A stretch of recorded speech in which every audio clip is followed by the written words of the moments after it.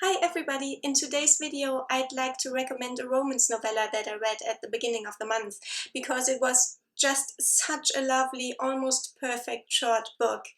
And while I'm at it, I thought I'd recommend a few others as well, all of which I read this month. It's been quite a successful reading month so far. All of them are set down under in Australia or New Zealand, and all of them are male-male romances. So the main event today is Mended with Gold by Welch, and I thought that this was just so perfect in the way that it depicts very realistically what it is like to meet a new person and what a slow progress that is from the starting point at which the other is a complete stranger whose actions and habits you don't know how to interpret, or that you straight up misinterpret, because at this point you're only projecting all kinds of things onto the other person, or all kinds of fantasies in the case of a of romantic interest, fantasies of the positive or of the negative kind. The story here is narrated from the point of view of Alex, who is a photographer in his mid-40s. He's from Canada originally, but he has become internationally renowned and has lived and worked in New York and London and done high-end photography gigs. But when he branched out into documentary photography, he witnessed a tragic accident that killed two colleagues right in front of him. He is still suffering from PTSD 2 years after, and as a consequence he has become very detached from his life in London and from the people in it and the London art scene in general. He failed to find meaning in it all, so he packed up his life and moved to New Zealand, to a small town near Wellington, and has now bought a house there on the beach and hopes to find some peace of mind in the quiet environment there. And there he meets Joe, who is almost 20 years his junior. The first time he sees him, Joe reminds Alex of his art students who wear fashionably ugly clothes and sulk around attractively. The second time he sees him, Joe looks like a total bum. The third time he is a bit of both, and Alex is finally completely confused. And then they actually meet properly and get to talk and then slowly become friends. And some misconceptions that Alex had get clarified and get unmade, and at the same time other mysteries only begin to form, not the least of which is the nature of their relationship and of Joe's feelings for Alex. This is a very short book. In a print edition I think it would come in at around 80 to 100 pages, but it packs a whole lot of character depth. And I think it's a very candid look at the way that we approach new people and, like I said, that whole projection business. And there is nothing formulaic about the way the characters act and talk to each other. And the characters are extremely vivid because they are so realistic, and I think that they are going to stay with me for a long time. And Joe is just a total sweetheart, and I think you all should meet him as well. But the other three romances that I'm going to talk about are also quite extraordinary. June really has been a good reading month so far. So staying in New Zealand, Ollie Always is a full-length romance novel, so still pretty short as novels come, by English-born writer John Wiltshire, and it is set on the South Island this time, in remote places on the south coast and in the mountains near Queensland. The protagonist, Ollie, is an Englishman in his mid to late 20s, and he has fled to New Zealand to get away from his old life and from his mother, who turned him into a book character when he was a child, or he raised him to be like that famous character that she created. The character actually came first, before Ollie was born. And then it all got jumbled together as she serialized the character and his story and had him grow up alongside her son. And it is never really clear who influenced whom. And this way she doomed her son to a lifelong identity crisis, not to mention very real danger from all kinds of people who were unable to differentiate between fiction and reality. So Ollie has fled from all this, but he isn't really coping very well on his own either. It's supposed to be a writing retreat, but Ollie isn't writing, and he's consuming too much alcohol and baked goods for his own health. One thing that distracts him from his ruminations about his screwed up life is a new neighbor who moved into a house a few kilometers down the beach from Ollie's own place. He is an ex-army man who has some experience coaching soldiers that were physically and or mentally injured back to health and to functionality, I guess. So after some soul searching, Ollie hires him to be his personal trainer slash life coach. That's probably harder than anything that the poor man ever had to do in the army, because Ollie is quite a handful and quite a reluctant patient.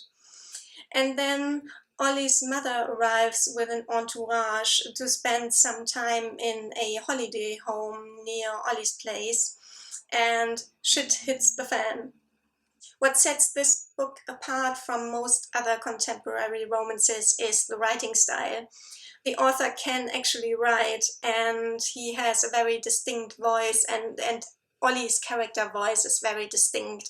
It's very snarky, very self-deprecating, and the book is full of dry, very English humor and of jokes where you don't expect them. And then at one point it suddenly becomes very, very sad, while at the same time staying laugh out loud funny. So this book is very different in tone from the first one, but it is also just such a treat to read. Hopping over to Australia now. At the beginning of the month I read Red Dirt Heart by Anna Walker. This is by far the most typical straightforward romance novel of this batch, for sure. The plot is very simple. A farmer's son from Texas with a degree in agricultural science comes to a cattle station, a cattle farm, in the heart of Australia to acquaint himself with a very different kind of farming. So, yes, basically gay cowboys. The homestead of the station is 1 hour outside of Alice Springs, the town nearest Uluru, so really in the heart of the continent.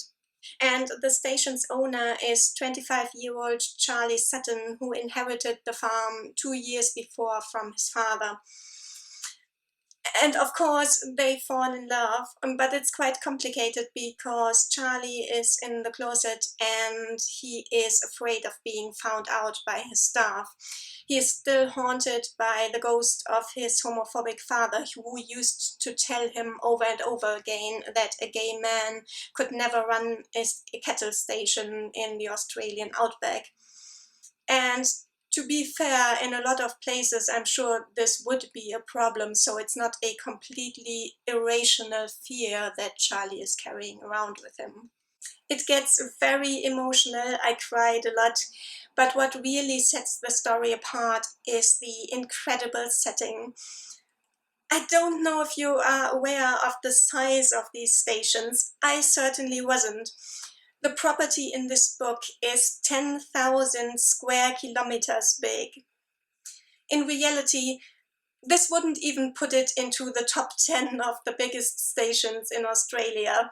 And the biggest cattle station is 24,000 square kilometers big. And if these numbers mean as little to you as they did to me, for some perspective, 10,000 kilometers is about the size of Lebanon. It's incredible. When they are mustering and driving the herd home, the drovers cover such vast distances that they use helicopters to bring in the stragglers. And the bulk of the work is done on dirt bikes and on horseback still. And when they are doing this, they are out for days, and the same goes for all the maintenance work. Fences have to be mended, water bores need to be checked and repaired, and those are all day-long or overnight activities. And of course, the climate. I mean, it's straight up desert, red sand and blue sky up to the horizon, and sweltering heat in the summer and an unrelenting sun. I've read that virtually all the white people in the area have melanoma. In the book, there is surprisingly little romanticization of station life going on, except maybe in the coziness of the homestead. But I mean, the landscape, harsh as it is incredibly romantic on its own. No embellishment needed there. I absolutely loved reading this, and I learned a lot, honestly. Speaking of harshness of the environment, my last recommendation is all about that. It's a long short story called Coming Home by Robyn Walker, who is not the same as N.R. Walker, and their styles are completely different. The story is part of an anthology called Southern Cross, but for me at least, the stories are only available individually, and Coming Home is the only one that I've read. This story is set in the year 2045 and in a future that can't even really be called dystopian at this point because it seems so unfortunately likely. We never get the whole picture, we just get a snapshot because it is a short story, and for the characters it's just everyday life, so why would they talk about it? But what it comes down to is that climate change and severe climate have changed everyday life drastically, at least in some places on Earth. Some of the worst consequences of this could be counteracted with technology, but still, resources have become scarce, and that and a not necessarily related rise in xenophobia have caused countries to close their borders and to deport non-nationals whenever they can find even the tiniest excuse to do so. And those people that are let in temporarily are monitored closely via microchip. Our main character, Nick, was thrown out of Australia some 10 years before and sent back to Russia, where he was born, even though he has lived his whole life in Australia. And that effectively put an end to his life and to all the plans that he might have had for it. And he had to start from scratch in Russia in a strange place where he didn't even know the language. In one way, he was kind of lucky though, because of course climate change has affected Australia far more severely than it has Russia, and life as we know it isn't possible anymore in Australia. So, but this is not a society has broken down kind of story, not at all. That's why it is so uncomfortably realistic. So our protagonist Nick has now come back to Australia for the first time and temporarily to attend the funeral of an old friend who committed suicide. And there he meets two friends from the same circle of friends, and they face each other for the first time in a decade and now have to confront past mistakes and miscommunications that were kind of set in stone when Nick was taken out of all their lives so abruptly. And now they have to find out if and how they can find a way to make their peace with the situation, with the past, but also with their stolen future. I thought that this was a very sober and realistic look at the effects that the outcome, the likely outcome of the trajectory that we are on will have on everyday life of ordinary people. There is nothing overly dramatic about this picture of the way of life in 2045. That's why it's so scary. So these are all my recommendations today. I hope you found something of interest in this batch.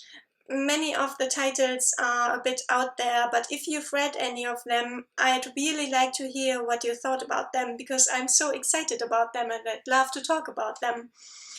So that's all for today. I'll see you again very soon with another video. Bye!